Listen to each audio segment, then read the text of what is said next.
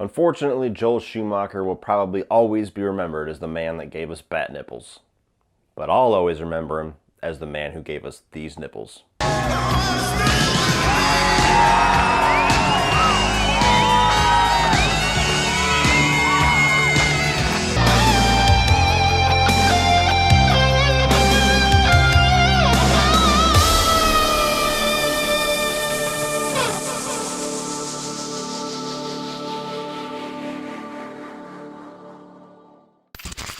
So The Lost Boys tells the story of two brothers who move to a small town in California with their mother, only to find out that it is crawling with vampires. What's up, everybody? And I wish this review could have been brought to you under better circumstances, but as most of you probably know, Joel Schumacher, the director of The Lost Boys, amongst many other awesome movies, has passed away. I believe it was cancer that he finally lost his battle with. He was in his 80s. And this prompted me to finally do my review for The Lost Boys. It's a movie that, you know, some of my most favorite movies of all time I've kind of taken my time with getting to because I want to make sure that when I do them, I've honed my craft by then. I look at some of my older reviews, like my Nightmare on Elm Street review series, and I wish I could do some things differently.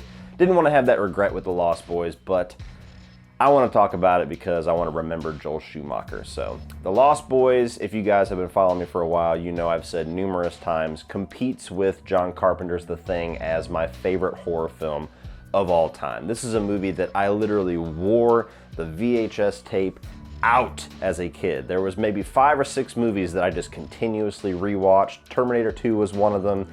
This was one of them. It's a perfect film in my opinion. Yes, there's things that maybe some people don't latch onto as much as I do, but it's nostalgic, it's fun, it's exciting, it's sexy, it's got some rock and roll to it, and goddamn if I don't love a great vampire movie. The Lost Boys, by far my favorite of them all. So starting right off with the positives for The Lost Boys, I really gotta just talk about the style that Joel Schumacher went for this movie. There's no other movie that feels or looks like The Lost Boys. That has so much unique about the way that it was filmed, about the way that it was shot, about the different stylistic choices that he took involving vampire lore, and you know, all of the rock and roll kind of era that was brought into here. And you know, it feels very 80s, but it's not like the corny part of the 80s that ages itself. This movie still feels very real nowadays. You see some of the haircuts, you know, like the badass look of Kiefer Sutherland's vampire. And that's certainly something that is prominent in the 80s. You don't see that anymore, but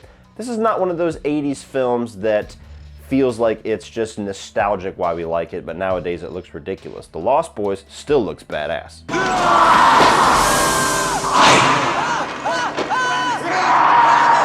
From the boardwalk and the amusement park and the Ferris wheel, which they even kind of give nods to in Jordan Peele's Us, to the motorcycles and, you know, the sunshades. You know, this is when vampires were cool as fuck. This was not the Twilight era of vampires. We still haven't seen the resurgence of vampires from that. Nobody wants to touch it quite yet. But back in the day, man, you had like Near Dark, which is a very cowboy western style vampire. You had Fright Night that was just very much horror comedy classic style vampire. The Lost Boys has the most style and probably the most badass look as far as a vampire flick, as far as I'm concerned. And going along with the style is the soundtrack. And The Lost Boys has one of my favorite movie soundtracks of all time. It's not necessarily a lot of music that is central in pop culture of the time, like it's just great songs. This is all songs that I really only hear in The Lost Boys, but much like the Trick or Treat soundtrack that I'm also a huge fan of, any song from this movie just puts me in the mood to watch it. And that's what a great soundtrack does, where you put it on the radio or you hear a badass cover like the numerous ones that we've gotten for Cry Little Sister,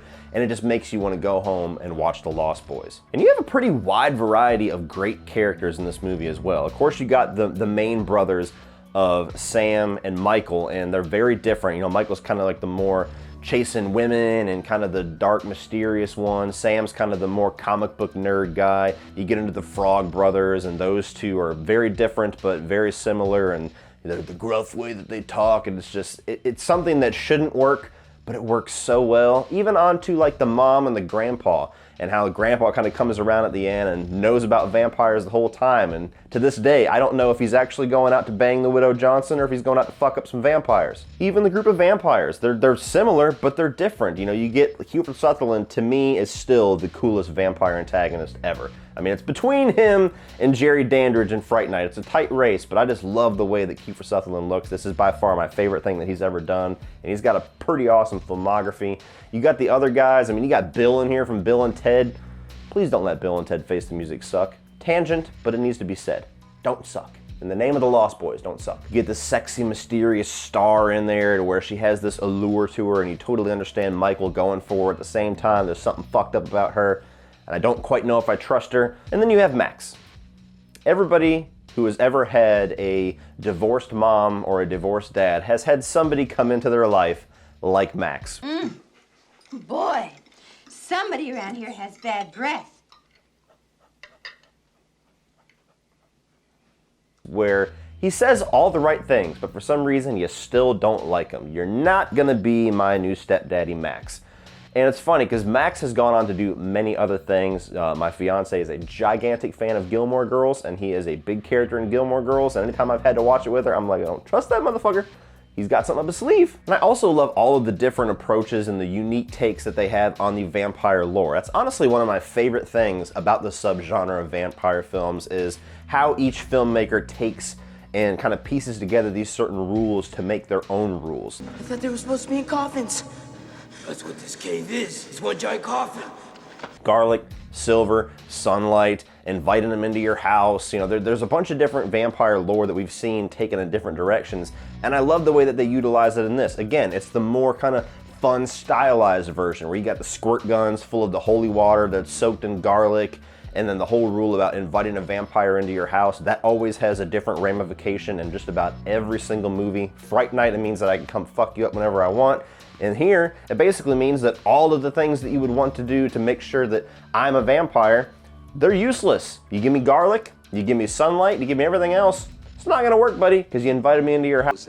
Even down to the way that Michael gets his vampirism in this movie is so unique. I've never seen it done anywhere close to this in any other movie that I've seen. Pretty much every vampire movie, you gotta get bit to become a vampire. That's the main thing. Don't get bit, otherwise you're fucked. You watch Lost Boys, he drinks it out of a wine bottle, and boom, vampirism. It's such a cool, unique take that I've never seen it before, but I never question it. I watch it and I go, yep, makes sense. You drink the blood, now you're a vampire. Beyond all of those details, I think this movie is paced awesomely. I mean, it starts off and the vampire stuff is almost mysterious. I mean, you know what you're getting into at this point when you watch The Lost Boys, but I imagine when it first came out, the movie starts off and like anything having to do with vampires is just these really cool overhead shots with these like bat sounds and different sound design that's just totally iconic for me, where people are just getting taken.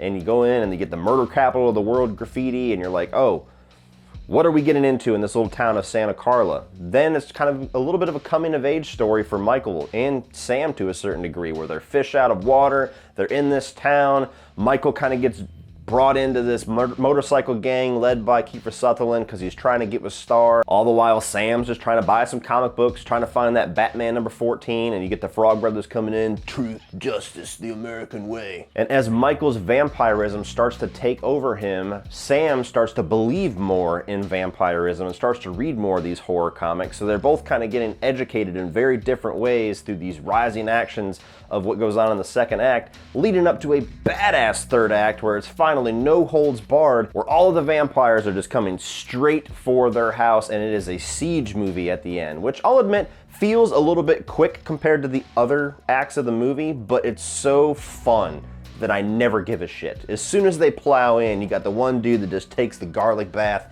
you got the other guy, death by stereo, you have the ultimate fight between David and Michael.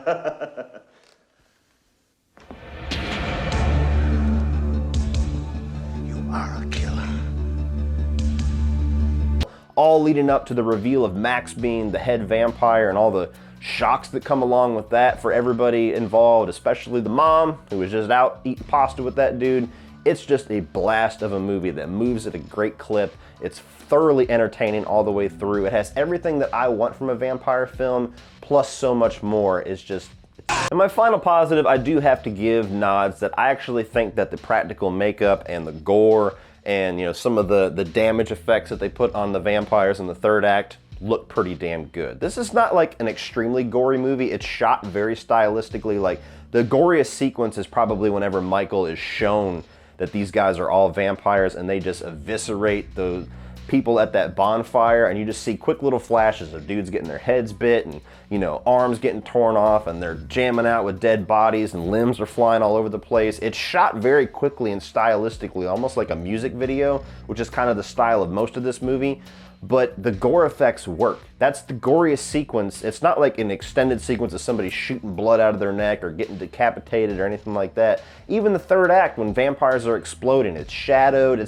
It's done very stylistically to where they knew the budget that they had, they knew what they wanted it to look like, and they used lighting and all the other little tricks that they had up their sleeve to make these makeup effects work, and they work. I feel like I could just gush about this movie for hours, but I even love the way that they had the twist on the whole seductive nature of vampirism in this. It's not your typical classic story where you have a damsel in distress and the vampire's trying to draw it in and you have to have the hero come in. This very much is about two kids, two teenagers that are being drawn in out of their safe home life and kind of being drawn into this Santa Carla culture that they've just kind of been transplanted into by their mother, where you have Michael who's getting seduced in by this biker gang and wants to be kind of rough around the edges and against the law and, you know, kind of roll with the punches with these guys. You got Sam kind of getting seduced in by the badass, take no shit Rambo style that the Frog Brothers go after.